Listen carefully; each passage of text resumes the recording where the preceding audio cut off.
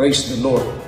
Marcos 16:16, ang sumampalataya at mabautismuhan ay maliligtas, datapwan ang hindi sumampalataya ay parurusahan.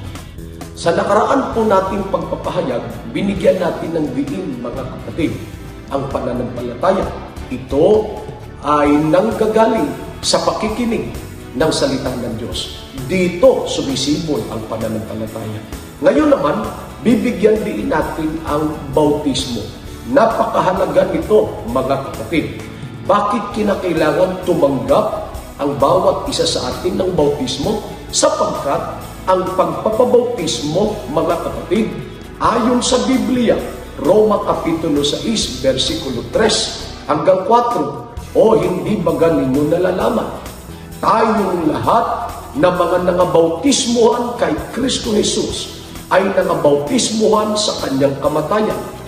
Tayo nga'y nangalibing, nakalakip niya sa pamamagitan ng bautismo sa kamatayan, na kung paano si Kristo ay nabuhay na magmuli sa mga patay sa pamamagitan ng kaluwalhatian ng Ama, gayon din naman tayo'y makakalakad sa panibagong buhay.